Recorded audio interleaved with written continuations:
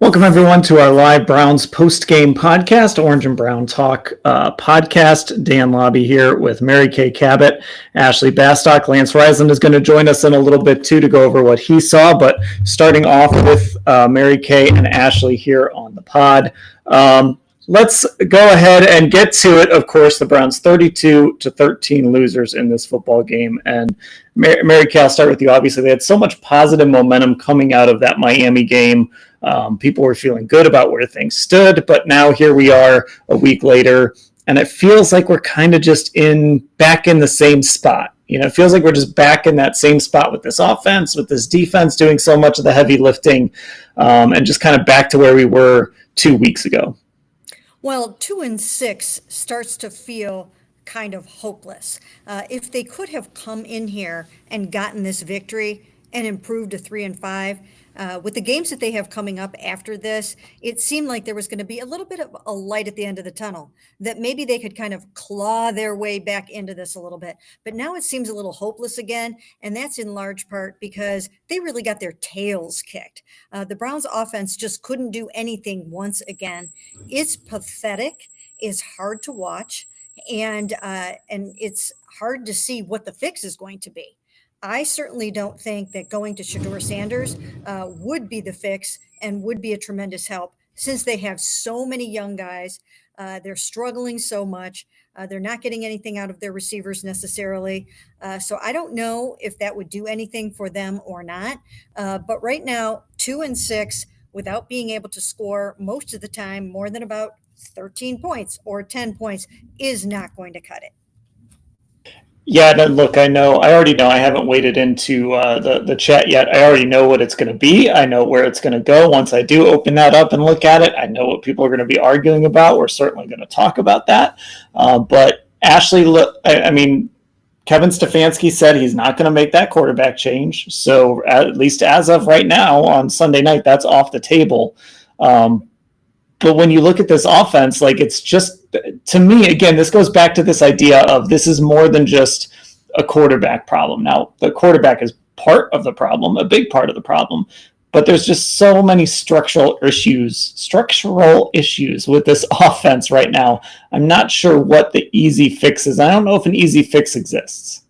Yeah, I don't either. That's also basically what I wrote in my first story I put up once we got back from the locker room about the receivers and the issues there, right? I mean, wide receivers accounted for 2 of 21 catches today, and both of those catches were by Jamari Thrash. Jerry Jeudy, 0 for 2, didn't get a target until early in the fourth quarter, which, just to Mary Kay's point, unacceptable when that's your top receiver. That is your surefire number 1 receiver. He was a Pro Bowl receiver last year, had over 1,000 yards. And look, I know Jerry Jeudy has been struggling. We've obviously pointed out a lot when he has struggled and the drops this year, especially for him. But you can't go a full game basically and not target him. And by the time you're targeting him, it's too late. And one of those targets definitely, I thought, was just a poorly placed too high throw on the part of Dylan Gabriel. The second one, the fourth down target, Mary Kay and I were talking about it, and I'm like, I could see an argument either way for saying it wasn't the best throw. I did think Christian Gonzalez just had a good angle. The other side of that is when you are a Pro Bowl receiver, I think those are the kinds of contested catches you have to make, especially in that situation. Isaiah Bond, I've seen enough of Isaiah Bond getting this many targets for right now. People were coming at me on Twitter all afternoon for suggesting that. And look, I think the problems are so widespread. But one of the problems to me is undeniably the fact that your number 2 receiver right now is an undrafted rookie who missed most of training camp because of off the field issues and he wasn't drafted. Like, he just doesn't have the experience yet to be in this role. And it goes back to, for me, how this pass catching core is built. And I know they want to rely on their tight ends.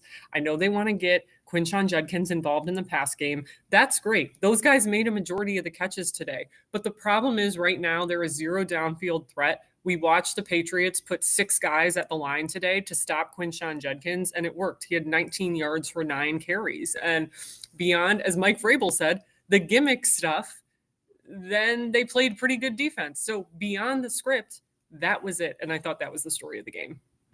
Okay, well, look, let's just talk about it, Mary Kay. Why not? Why not Shedeur Sanders right now? Or do you think Kevin should consider Shedeur Sanders? No, I don't really think so because I just don't think that that is really going to help right now.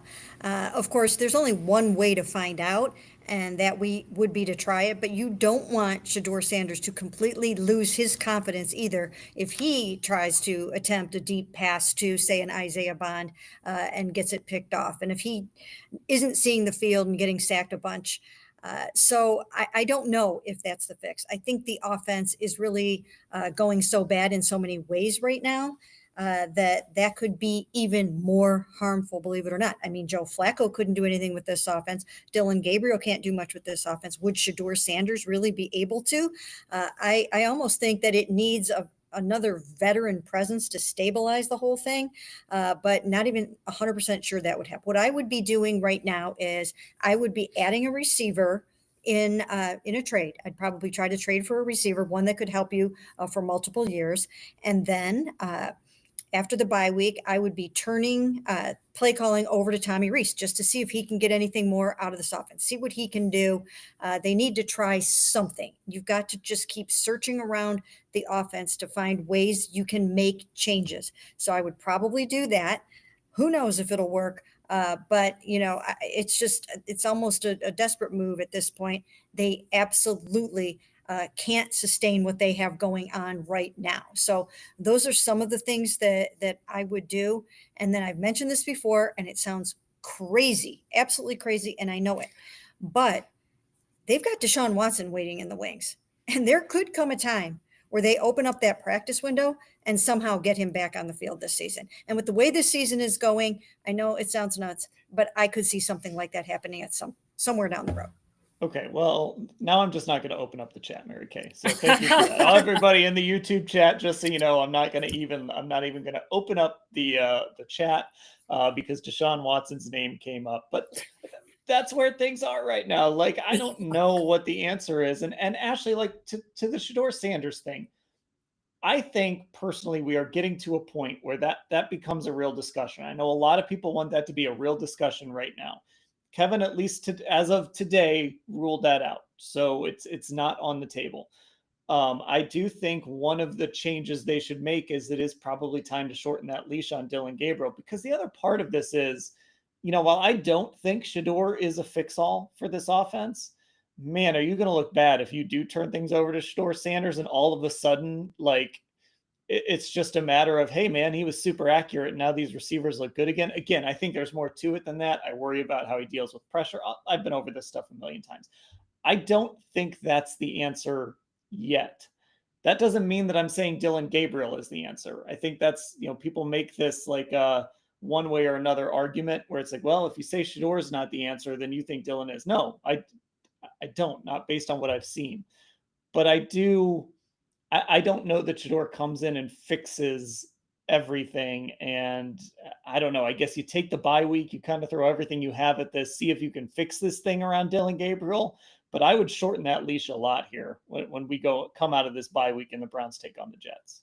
Yeah, so the thing about Dylan, obviously, the 2 interceptions today, like to me, that dam was going to break at some point because the PFF numbers, and plus we counted them with our own eyeballs and brains, are the fact that before today and his other starts, there were 6 turnover-worthy plays, right? I mean, the Steelers game alone, there were 4 dropped interceptions. So my thing has been with Dylan Gabriel, he starts, okay, you want him to protect the football, you want him to process, and he still like kind of isn't really doing those things, even though the numbers are on his side. So where I can empathize with the people who do want to see Shedeur, what we know Shedeur is good at is the ball placement and the accuracy, right? So to me, I'm like, maybe he would fare better than Dylan there. But I do also worry about what Mary Kay is talking about. I don't think you should put him in a bad position and set him up to fail in these starts because so many other things are a mess, because you don't have anyone that he can consistently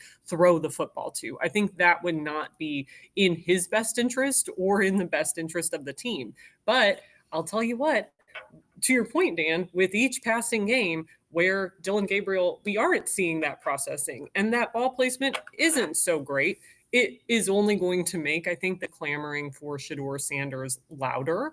And I it's going to get to a point where even right now, like I don't blame the people that want to see Shador, because what has there been exciting about this offense this season? There has not been much. And there is this idea among fans that, hey, maybe this is somebody who can bring some of that excitement. But I would just caution, like the pass catching core right now just feels like such a mess to me. I'm like 100% on board with Mary Kay's idea of they need to trade for a receiver. And we've been talking about this for 3 years. And I'm like, are they finally going to do it? Because they've never handled that room, I don't think, how we've thought they should handle that room from like 2022 on. Yeah, I mean that's why this becomes like such a complicated, like, again, that's why I think this is so much more complicated of a discussion than just put Shador Sanders in the game. Now, to someone's point in the chat, I did wade into the chat, by the way. Somebody did say, hey, Shador's going to throw the ball down the field. And you know what? You're right. He is going to throw the ball down the field, and he's going to be really accurate in the red zone. But again, it's all that other stuff, right? How does he deal with the pressure, the process, all the warts that he had coming out of college, right? Like, has that actually improved? We're not going to know until he plays any games. Mary Kay, to your point about, oh boy, to your point about Deshaun Watson, I do think, I think one of the reasons that becomes unrealistic to me is by the time he's ready to play, I guess I wonder what's even the point. Because at that point you should be looking at Shador Sanders, because I mean maybe this team beats the Jets, maybe they beat the Raiders. I don't know what the Ravens are going to look like by then, but Lamar Jackson's getting healthy. That's a team that's going to be trying to make a push. So I don't think you're getting back into this thing no matter what you do at quarterback. So that's the one thing. And we've been saying on this pod, like, it wouldn't shock me if we saw Deshaun Watson again. I do think it would benefit this team more, just regardless of how the offense looks, regardless of everything else. It would benefit this team more to take a look at, to get Shador Sanders on the field more than it would benefit them to, if in that unlikely event that Deshaun Watson is cleared to play and they want to put him out there, it would benefit them more to look at Shador Sanders than to put Deshaun Watson out there. Right. And, even bringing up the name of Deshaun Watson, and I know what a lightning rod that is, I do understand that. But just with how crazy this is all going, you could almost see it happening, even though it just seems ludicrous to do that. I agree with you that if you get to the point where you want to make a change, you would probably want to see Shador Sanders up next. But what if it doesn't work out? What if he goes in there and he truly isn't ready? What if he dropped to the fifth round for all the reasons everybody has talked about, and it doesn't go as well as a lot of fans hope it's going to go? Now, maybe it will go that well. Maybe it will. And I think there will come a point where everyone's going to get to find out. They're going to get to see it. But I think the Browns also want the conditions to be right for Shador. They don't want to put him in there and throw him to the wolves. And so they have to make sure that they're playing him at a time when he is not going to lose his confidence, where he's not going to have a game like he did against the Rams in preseason. And that was extenuating circumstances. Of course, we know that. But you don't want him to go out there and get sacked a bunch of times. And we talk about his accuracy and that he'll throw the ball downfield. Well, that's all well and good if you have the time to do that. But if you're getting hit while you're trying to throw that ball down the field, it's not going to be an accurate football. It's not. I mean, accuracy comes with precision. We always hear Kevin talk about the precision of this passing game. And if that is not there, then he's not going to be the accurate quarterback that he was at Colorado when he led the FBS with a 74% completion percentage. He has to have time to throw. We know that he retreated a lot. We know he took a lot of sacks. I mean, look at Drake May. Drake May holds the ball and takes a lot of sacks. And if he's going to do that still at this point, when he's now 2 years in and has started a lot of games, what leads us to believe that Shador Sanders isn't going to do that? And Drake May also has the explosives to go with some of those negative plays that he takes. Would Shador be able to do that? These are all things that you have to take into account. And I do think there will come a point where fans will get to see what they want. Everybody will probably get their wish at some point, but the conditions have to be right.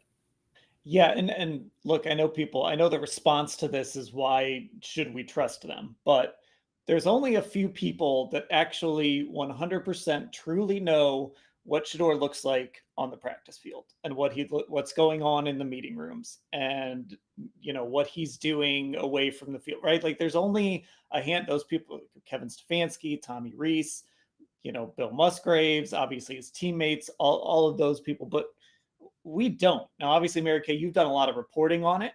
So you have that. But in this situation, and again, maybe the response to this, and maybe it's the right response is, well, why should we trust them? Honestly, at this point, I don't know. I mean, they won 3 games last year and they've won 2 games this year and the offenses look terrible. So I don't know. Maybe they're just wrong. But we're just sort of at a point where if they don't feel like they're comfortable putting him into the game, there's probably a reason for it. And if they did feel comfortable, maybe they would consider making that switch more realistically. Like they're the only people who are seeing how this looks every minute of every day. And the nature of this is we just sort of have to trust their evaluation at this point. And maybe they're wrong. They could definitely be wrong. I wouldn't rule that out.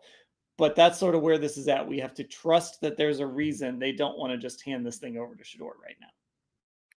Well, I also wonder about this idea too, like how much is stubbornness playing into a factor in terms of, I know that has a negative connotation, but if they decided, look, we want to see Dillon Gabriel string together some of these starts, right? Like that's what they want. We typically see them when they have a plan, they stick to it. If there's like a number in their mind in terms of a week, like we don't want to see Shador before week X, like we want to take that time with him, then I think there is very little, barring an injury or something unexpected, that would make them change that plan. Like we see it time and time again. I mean, last year, I always just think back to last year with Deshaun Watson, when obviously things were going terrible and they were not entertaining the idea of benching him until obviously he gets hurt. I think about even back in 2021 when Baker Mayfield was really struggling, when we watched him throw 4 interceptions against the Green Bay Packers and they still wouldn't bench him. Like we've seen them do these things where, especially with their quarterbacks, when they have a plan, they stick to it. Sometimes I don't agree with it or think it's the right plan, but I do think like that sort of stubbornness is always on the forefront of my mind when it comes to this position. And we know how much they liked Dillon Gabriel, how high they were on him. And like, I don't know if they're going to be right?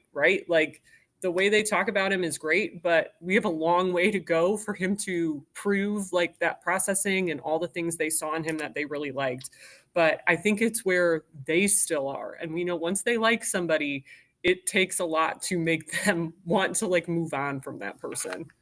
Yeah, I will say some some of this rings a little hollow when we watched a guy get called for intentional grounding on a throwaway, or on an incompletion. Or, I'm sorry, he got called for a safety on an intentional grounding out of the end zone. We've been here a long time.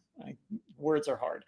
Got called for a safety on an intentional grounding out of the end zone. Like that's the sort of stuff that if you are going to tout like his processing, his decision making, all of that, like those are the mistakes you can't make. And we're just not seeing with him. So before I let you guys go, I do want to spend a little bit of time on Kevin, obviously, because he has talked about, they're going to, like he likes to do at the bye, right? They're going to tear everything down and they're going to put it back together, right? They're going to try and figure this thing out.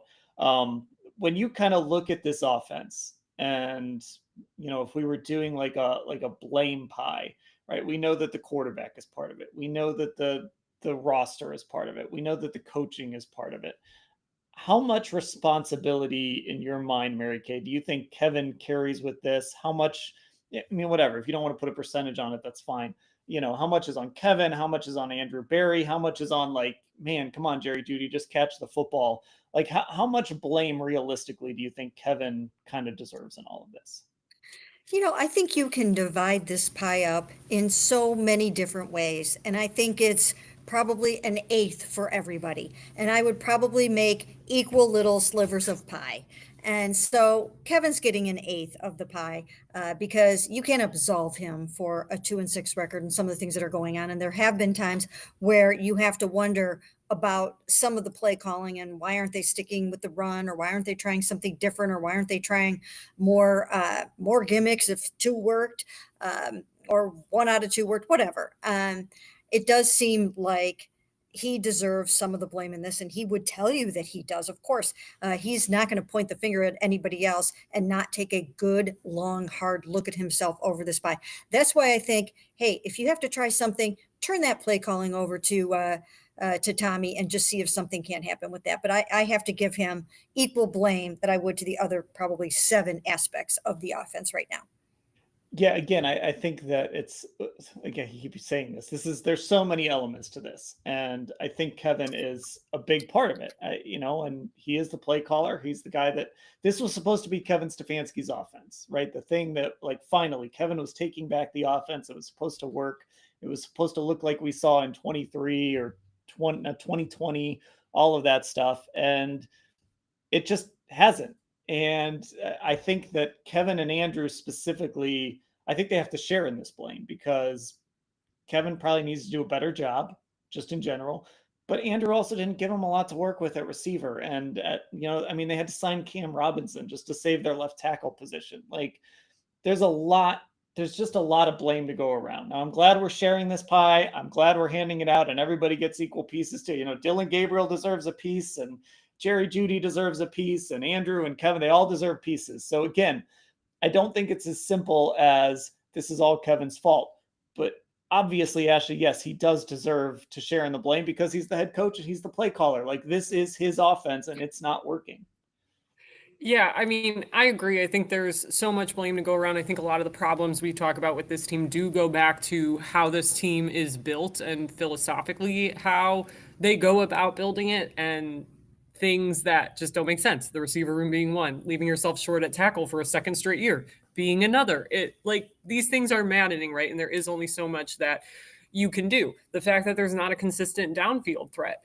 I think where you can obviously place that blame is like when you're a head coach, you do have to work with what you are given and you have to find ways to be innovative. Like, I think Kevin O'Connell is pretty good at that. I brought up that example before. It's not like Kevin O'Connell was out there with a bunch of Pro Bowlers when he comes out and engineers an 80-yard drive to beat the Cleveland Browns. Like, he has Carson Wentz and 4 backup offensive linemen. Now, the caveat to all that is it sure helps Carson Wentz when you have Justin Jefferson and Jordan Addison and your front office has really prioritized that pass catching core. Like, to me, it truly is all these things being connected. Again, I'm the Charlie Day meme from It's Always Sunny. There's like red yarn and a bulletin board behind me. And so much of it is connected. And it's like, what came first, the chicken or the egg? Like, is the head coach not innovative enough, or can he not be as innovative as he could be because of the roster constraints and because of the players being in a slump, right? So I think the best way to assign blame is Mary Kay's method of equal sized pie slices for everyone. Okay. Hey, look, we ended this segment of the pod by giving everybody some pie. So good for us. Okay, I'm gonna let Mary Kay and Ashley go, and then I'm gonna bring Lance in. So we will. Let's see again. Always the challenge. There we go. They're gone. Talk to you guys later. Here comes Lance into the show. Lance, if I got you. How are you? Oh, I can hear you. You can hear me. We're good to go. Nice. Absolutely. Okay. So look, we were talking about the blame pie there before you came on, and how much goes on Kevin, how much goes on Andrew, how much goes on Dylan Gabriel, how much goes on, I phrased it, Jerry Jeudy, just catch the freaking ball, right? That's been an issue all year. As you're watching this game and as that offense is struggling, where do you think the blame lies? Is it across the board? Is it on one person? Where do you think the blame lies right now with where this offense is at? Well, the coordinator and the quarterback are always going to get more credit and more criticism than they deserve. I believe wholeheartedly that everybody has their hand in this, and Kevin as well. The play calling at times, especially getting away from the run. Then you have Dylan, who is has been under pressure, works the ball underneath, has missed some throws, some big chunk throws he's missed. then you have drops, then you have pass protection, then you have defensive breakdowns that there's so many things that go along with this complementary football stuff. The easiest response will be, change the quarterback. I really don't, I've always been a believer that, if you change the quarterback because you need a pick me up or you need something to go on, you need a change, only the coordinator and the quarterback are the positions that can do that. But I will say, in my experience in football, if the pieces are struggling around the quarterback, then you're just throwing more gasoline on the fire, and it's going to be hard to evaluate who's ever at quarterback right now. Now, if you think it's a spark, then I'm always in agreement with the coach if you think you need a spark. But for me right now, he's just one of the issues. He's got his hand in it. Don't get me wrong, but he's just one of the issues, and they got a lot of holes, and there's a definite talent gap in their skill positions. So the question is, and as you can imagine, Dylan Gabriel and Shore Sanders have been a big topic so far on this pod. I think that No way. yeah, right. All right, I got you. I think the question, like, if you made this change, right? If you did decide to come out, and Kevin has already said he's not going to do it, so like honestly, in that regard, it's kind of a moot point right now. But I guess I'll just put it this way, right? Like Mary Kay was throwing the scenario, like the what ifs, right? Well, what if Shador is more accurate? What if he is just better pushing the ball down the field? What if he is able to deal with that pressure and not take a bunch of sacks and all of that? What if he does sort of spark this offense? Is that in the back of your mind at all? Just this idea that, like, it's sort of the known versus the unknown. We know what Dylan Gabriel is. We've seen the limitations. We've seen it not work with him. Shador Sanders is the unknown right now, and everybody's always fascinated with the unknown. And we watched his college tape, and we saw some things that were like, man, this might really work in Kevin Stefanski's offense. And so I think when the team is struggling like this, you get really fascinated with that unknown. What if that unknown is just really awesome? Is that in the back of your mind at all? Well, yeah, I mean, absolutely, especially because it's the only position that you can really change in football, even though it's a team game, that's really going to have an impact on change, that or the play caller.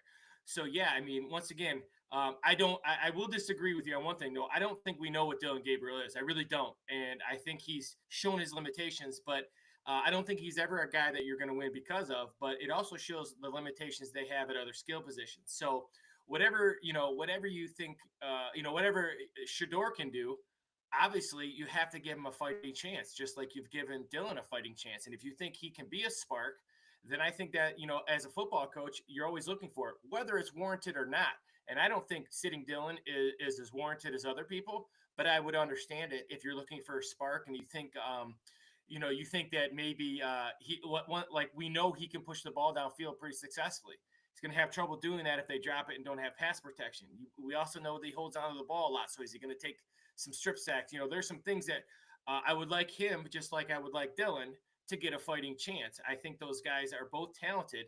But again, in the game of football, the backup quarterback's always the easiest option when things are going bad. And like I said, it'd be different if it was if he didn't have his hand in it, which he does, and if he was the only issue they had. If you're like, God, these receivers are getting open and protection's great, and he just can't hit it. I think that's part of it, and it's always the easiest solution, and I understand it. Yeah, and that's not to, I don't even say that to like belittle the idea of like, let Shador play. Because I think that's a legitimate discussion right now. I really do. I personally don't think it changes this offense significantly. I do think there is going to come a point, and I think it should be, I think that I said this in the first half. I think that leash on Dylan Gabriel should be shortening a little bit right now. And you've got to see what he is before you go into this offseason where you've got these 2 first-round picks. And I don't know what this quarterback class has been pretty uninspiring so far, but you're going to have an opportunity to go a different direction and try and fix this position long-term. So you need to know, at least you're not going to get a definitive answer, but you need to have an idea, where does Dylan Gabriel fit? Where does Shador Sanders fit? Do either of them fit as part of the future?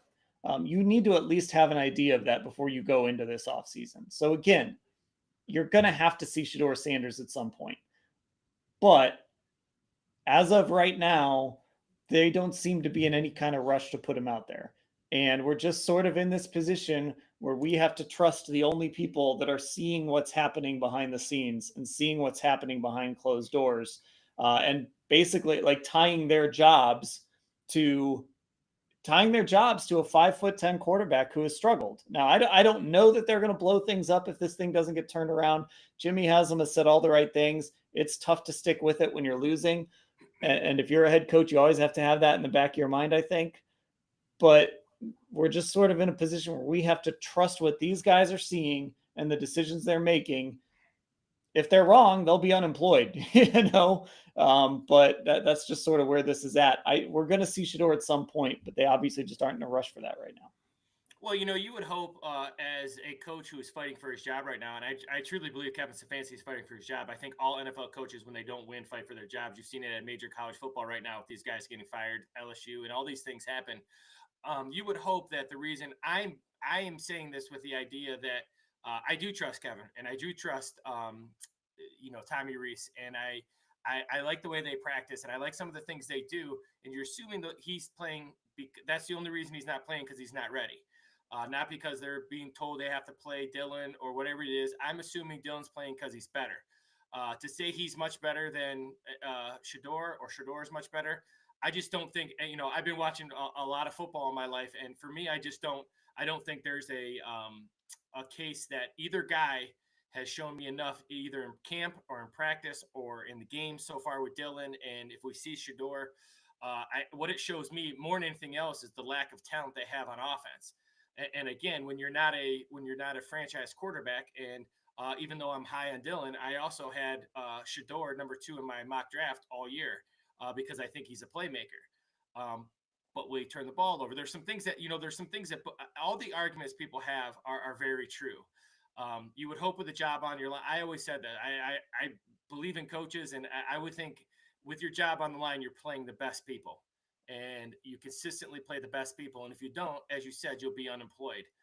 So once again, I haven't seen, I didn't see enough today. He's not terrible. When people say he's terrible, he hasn't played terrible. For me, the word I've used, and I've seen this the last couple of weeks, he's not been really impactful as a quarterback. He's kind of just, part of the problem, he makes some good throws here and there, he makes some good decisions, but he has not been impactful whatsoever. And you got to be impactful in the NFL.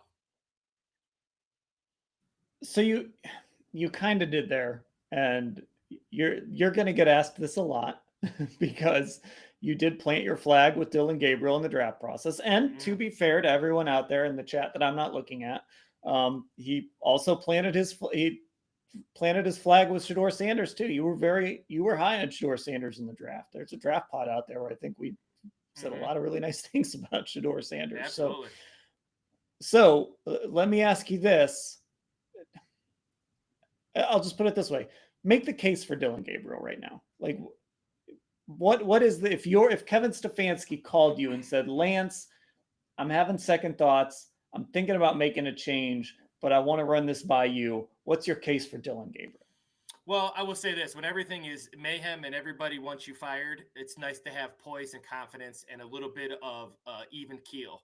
I think Dylan Gabriel brings you that. Now he's got to play better, and I don't think there's a timeline of him playing better. But I will say this: he's made some throws. He needs some help, regardless of his height or anything like that. And I will say this without question: his height is not the reason he's not playing well. It's accuracy and delivering the ball downfield he's struggled with, but it hasn't been because of his height. Now, if I'm sticking with Dylan, then I'm assuming that Dylan is really, really good with the process and being able to understand where he's supposed to go with the football. Is he going to the right spots when he goes with football? Does he understand zone versus man? Is he getting better accuracy every day in practice? Those are things we don't know. Obviously, you took him third. Are you using the skill set that you took him third with? Are you moving him to different launch points? Are you helping him? Are you getting touches for Jerry Jeudy? You only had 2 targets for Jerry Jeudy today. Are there things that, so if I'm looking at, if I'm Kevin Stefanski and if Kevin Stefanski was to call me, I would say, don't make any knee-jerk reactions. It's easy to bench the guy in front. Is he truthfully the reason the Browns are playing poorly on offense? And I would say he's one of the factors. But is he the main reason? And I don't believe he is. I think he's one of the reasons. I truthfully do. But would also, as you said, I was very high on Shador Sanders. And when they came out this week and said he's not getting any reps, and I said that should be exciting for Shador Sanders, and people thought I was crazy. And the reason I say that is because that tells me they're still trying to win. And if Shador Sanders gets in, he will also have some struggles because of pass protection and drops and lack of talent on the outside, but he will also do some good things. And I hope they have patience with him as well. So it's kind of one of those things. For me, it's you took both those guys, you and the GM and the owner. You all have to be aligned, whatever the plan is to play both these guys. And yes, I am very high on Dylan, and I'm still very high on Dylan. And I think he's a starter in this league, and I think he needs help at skill positions. But I don't think he's overwhelmed at all. Some of the other comments that I've gotten today, which I will not repeat here on a family show, but I understand. Once again, people are invested. People want wins, and I'm okay with that. I never want to be a part of something where it's okay to lose. So I'm okay with the anger and the pushback. But I think that to both of these guys, you would like to see get a fair shot with some things around them. And right now, that's just not really the case. And when you lose Judkins today, and Njoku didn't play a lot, and Fan and two targets for Judy, and Bond with another drop and things like that. There's just a whole, everybody's got their hand in the pot. You have to decide if moving quarterbacks changes the other issues that are struggling with. And I don't know if they do. And then you're going to have two quarterbacks that you really haven't got evaluated very well because of the pieces around them. Yeah, and again, it to me so often it does come back to just that this whole operation. And listen, I do have a tendency sometimes to like first impressions. This is what I think of a guy, and I stick with it. I have not been blown away with Dylan Gabriel. I'm not as bullish on him right now as you are. I don't know if I'm looking at a starting quarterback in the NFL. Am I looking at a guy that could have a long career? Sure. You can have a long career if you're smart and you can be a backup quarterback or whatever. Like you can make a lot of money doing that. I don't necessarily see I don't see a long-time NFL starter right now in Dylan Gabriel. But that said, I'll also acknowledge Jerry Jeudy has let you down all year. And after him was Cedric Tillman out. And by the way, Cedric Tillman, we shouldn't be viewing him as some he's going to ride in and save the season type of player, because that's not who he is. You're throwing to Isaiah Bond. You're throwing to Gage Larvidan. Your best play today was an end around to Malachi Corley. Like David Njoku looks like a guy who's hurt. Harold Fannin is a rookie, and the last, he's still really good, but he's kind of looked like a rookie at times the last few weeks. Quinshon Judkins is awesome, but nobody's going to let this football team run the ball. Even the awful run defense of the Dolphins held him to 84 yards last week, right? Like, you're not going to be able to run the football until you can open up that passing game. Could Shador do that? In theory, yeah, but I don't know with these weapons that I just don't see him as the cure-all. We're going to find out eventually. And you know what? If he goes out there and he lights it on fire and we get to the end of the season and we're doing this post-game pod and we're saying, Lance, I think the Browns might have something in Shador Sanders. Maybe they really messed this up by not playing him earlier. Everybody in the comments you can have your field day in there. I'm not going to look at him, but you can have your field day in those YouTube comments during that show. But there's just so much wrong. And I think going back to that blame pie thing, it is the quarterbacks. It is Kevin. It is Andrew Berry. It is Tommy Reese. It is like every single person in that. This should be the worst week in that building.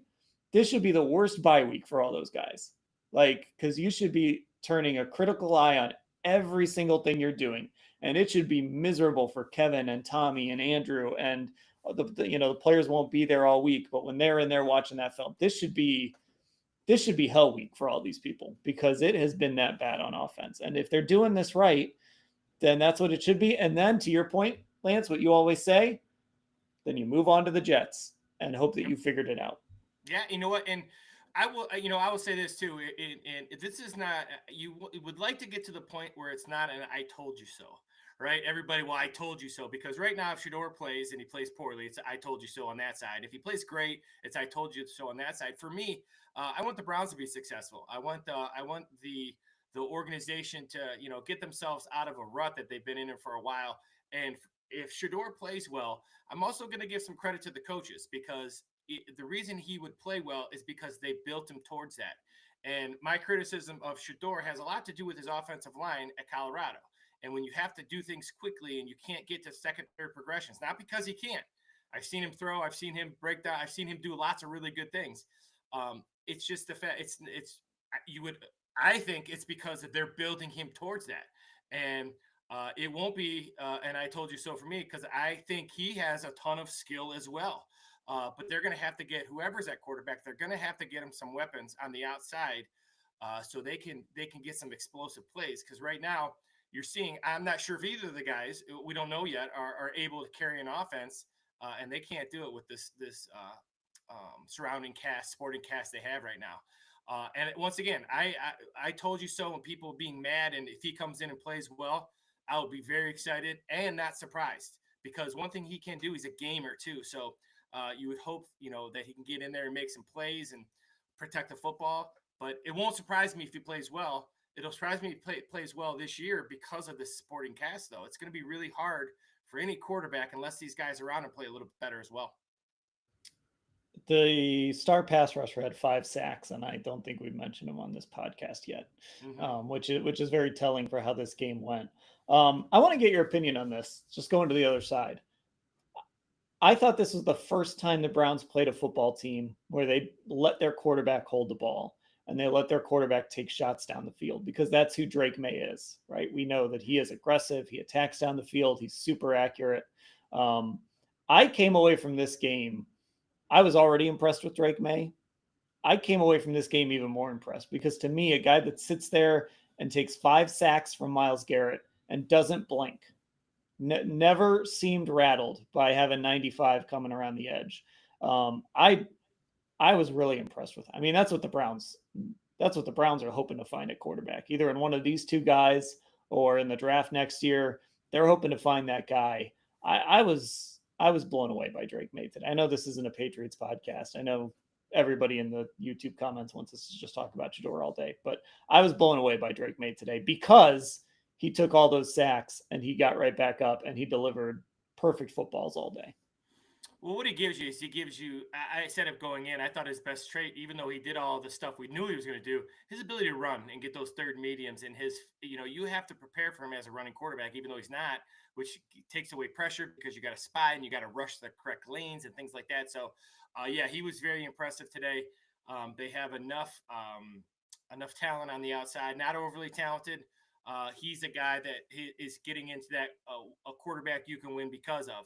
Very few quarterbacks you can win because of, but he's getting in that category because it's not an overly talented offense that they have in New England. It's just that he's, and McDaniels has always done a great job of getting guys touches, and there's some things that go into that as well. But yeah, he's very impressive. Big, tall kid, makes all the throws, good athlete. Grew up in a football family. It's kind of I enjoy watching him play. Because he's got that moxie and ability to make plays when his team needs him to make plays. All right. Anything else here from this football game before I let you go? Anything else? Obviously, we went heavy on quarterbacks. Talked a lot about Drake May. I know the defense gave up some stuff today, but I just think you're looking at a side of the ball that just they know what's on the line every time they step on that field. First half, they held them to 9 points. Twice in the red zone, they stepped up thanks to Myles Garrett sacks. I know the final numbers. And again, they did give up some big plays. It was not perfect. It was not ideal. I can't put this on the defense until the offense actually shows up. So what did you think of the defense today? No, I thought they played, they're playing winning football. Winning, you're getting a great look at when you don't have an offense, eventually you're going to, this is a pressure defense too. They're going to give up some big plays. They're going to, maybe they're not blitzing as much because they're trying not to give up big plays. And there's that complementary football is a real thing. And when you know that your offense can absolutely do nothing, first of all, I'm very impressed because I don't think they've been hanging their head. And I think they've looked at it as how can we do more, which I think is important because that tells you they're still kind of bought into what Kevin is saying and Schwartz is saying because there's no quit. You saw the Dolphins last week. They quit. They didn't quit today. They're just that defense is getting beat down because they know they have to play perfect. And do you press more because then you get beaten man coverage? And but if you let Drake May pick you apart, there's so many things you can second guess. But you second guess because the one phase of your team is really bad right now. The quarterback's not playing well. They don't run it consistently well. The offensive line's not playing well. Their skill is very, very poor. And you know that as a defense. I respect the fact that they're not hanging their head. They're not blaming. They're just getting worn down. But they're playing at a winning level, and I think they'll continue to do that. And you'll see that when the offense does some decent things, they'll be in some ball games. All right. Well, Browns get a bye week here. We are going to, our schedule will be a little bit different this week. Obviously, no preview pod, but we'll still have Lance on to break down the film on Tuesday. So check that out. If you're listening to this on Apple Pods, Spotify, find our YouTube channel, Cleveland Browns on cleveland.com. We go live after every game, pushing it back to like 8:15 to give ourselves a little wiggle room on these Sundays. But we do go live here on our cleveland.com, Cleveland Browns on cleveland.com YouTube channel. If you're watching on YouTube, get subscribed to our podcast, Apple Podcasts, Spotify. Leave us 5-star reviews. We love to see those. Or wherever you listen to your pods, get subscribed. And of course, Football Insider, cleveland.com/Browns, the blue banner at the top of the page to get involved with that. You heard from Mary Kay and Ashley earlier. That was Lance. I'm Dan.